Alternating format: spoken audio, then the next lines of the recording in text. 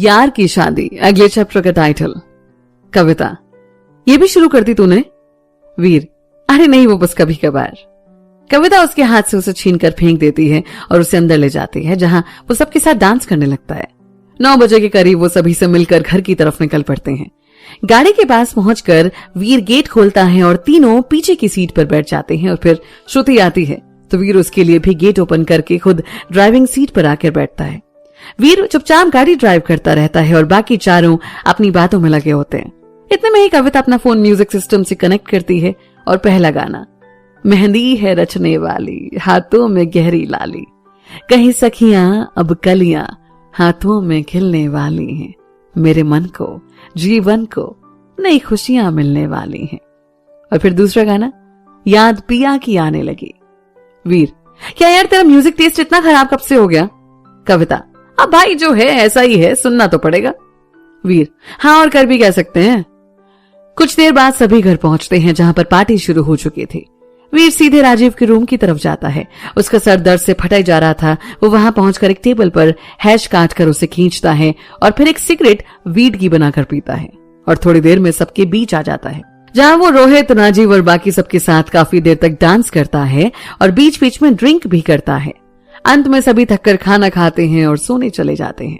वीर, रोहित, राजीव, श्रुति और कविता राजीव के रूम में बैठ जाते हैं। कविता, तो तुम दोनों कल से शादीशुदा हो जाओगे और आज की रात ये तुम्हारी जिंदगी की आखिरी बैचलर रात है, तो आज की जाम तुम दोनों की नई जिंदगी के नाम। और सभी चीयर्स करके एक साथ पीना स्टार्ट करते हैं। रोहित, वीर तुझे याद है जब हम पहली बार मिले थे? वीर, अबे साले कैसे भूल सकता हूँ, तुझे पापा लेकर आए थे। उस वक्त मैं 8 साल का होऊंगा और तू 7 साल का। साथ में दोनों के एडमिशन हुआ था और तू स्कूल में ना डरा सहमा सा रहता था और रोते हुए मेरे पास आता था, वीर भैया कह के। और फिर ऐसी हमारी दोस्ती शुरू हुई, सब याद है भाई। रोहित, और फिर वहां भी तूने मुझे मेरे क्लास के लड़कों से बचाया था और हमेशा मेरे साथ खड़ा रहा। सच्ची यार तू, मैं बहुत ही लकी हूं जो मुझे तेरे जैसा दोस्त मिला। वीर, चल बे अब सेंटी मत हो। रोहित, हाँ ठीक है ना। वीर, बस हमेशा खुश रहे और तू यूं ही हंसता मुस्कुराता रहे। प्रिया वाकई बहुत अच्छी लड़की है, दोनों बस सदा एक दूसरे का हाथ थामे रहना। फिर राजीव को भी आगे आने वाली जिंदगी के लिए बधाई देता है। कुछ देर आपस में सभी बातें करते हैं। वीर, सो जाओ दोनों, कल का दिन बहुत इंपॉर्टेंट है दोनों के लिए। फिर वीर वहां से शराब की बोतल उठाकर बाहर आ जाता है और छत की तरफ चला जाता है। वही कविता श्रुति से, पता नहीं कौन से हक से तुझे ये कह रही हूं, पर अगर तुझे ठीक लगे तो एक बार बात कर ले इससे। श्रुति, ठीक है करती हूँ। और वो छत की तरफ निकल पड़ती है जहां वीर रेलिंग के पास खड़ा होकर ड्रिंक कर रहा था। श्रुति, वीर बहुत रात हो गई है, सो जाओ। और क्यों इतनी ड्रिंक कर रहे हो? वीर, हाँ सो जाऊंगा, आपको परेशान होने की जरूरत नहीं है। श्रुति, मतलब नहीं मानेंगे आप? वीर चुप रहता है। श्रुति, वीर कभी तो सुन लो ना मेरी, मना किया था ना ऐसा कुछ नहीं करोगे। वीर कुछ नहीं बोलता। श्रुति उसे अपनी तरफ करके, सुनाई नहीं दे रहा क्या आपको?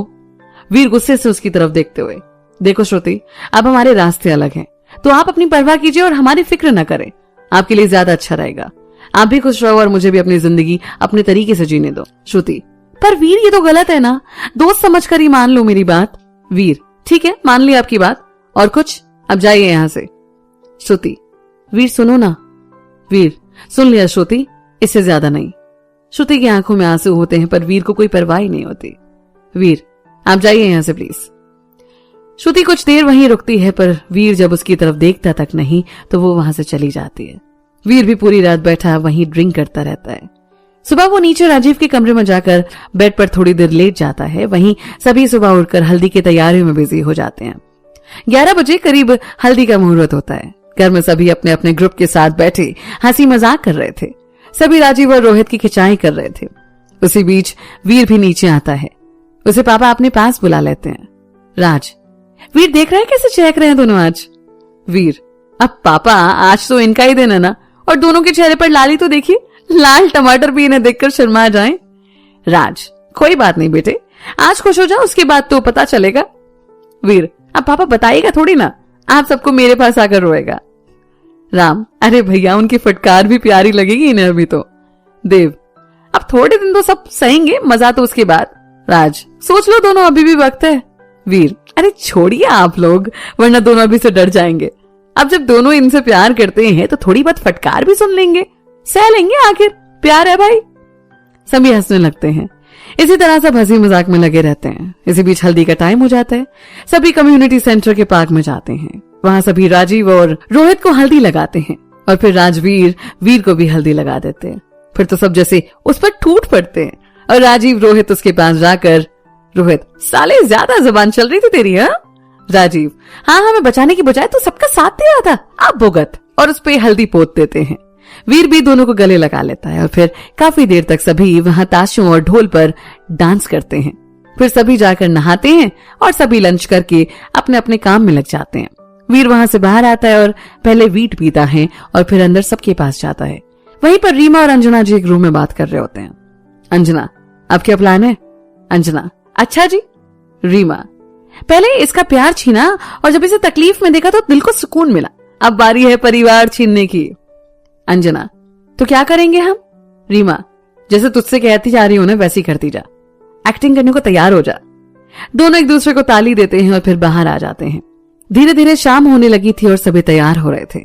वीर राजीव और रोहित की मदद कर रहा था तैयार होने में। वीर, तो फाइनली वो पल आ गया जब तुम हमेशा के लिए एक दूसरे के हो जाओगे, हाँ? राजीव और रोहित दोनों बस मुस्कुरा रहे होते हैं। वीर, हमेशा याद रखना, ये रिश्ते एक विश्वास की डोर से बंधे होते हैं और कभी इस विश्वास को टूटने मत देना। हमेशा एक दूसरे पर भरोसा रखना, जिंदगी जन्नत बन जाएगी। दोनों तुमसे बहुत प्यार करते हैं और उसी वजह से अपना घर, अपना परिवार छोड़कर सब तुम्हारी दुनिया में तुम्हारे संग बसने आ रही हैं। उसे ढेर सारा प्यार देना और हर वो खुशी देना जिसकी वो हकदार है। दोनों वीर को गले लगा लेते हैं। रोहित, तेरे जैसा दोस्त होना समझाने वाला, तो कुछ गलत हो ही नहीं सकता। राजीव, हाँ भाई बिल्कुल सही कह रहा है रोहित। वीर बस हल्का सा मुस्कुरा देता है क्योंकि वो जानता है कि वो हमेशा नहीं रहेगा इनके संग। फिर दोनों को तैयार करके वो खुद भी तैयार होने चला जाता है। कुछ देर बाद वो नीचे आता है और श्रुति की नजर जब उस पर जाती है तो वो बस वहीं ठहर जाती है। वीर ब्लू कलर के 3 पीस सूट में बड़ा हैंडसम लग रहा था और संयोग से श्रुति ने भी ब्लू कलर का ही लहंगा पहना होता है।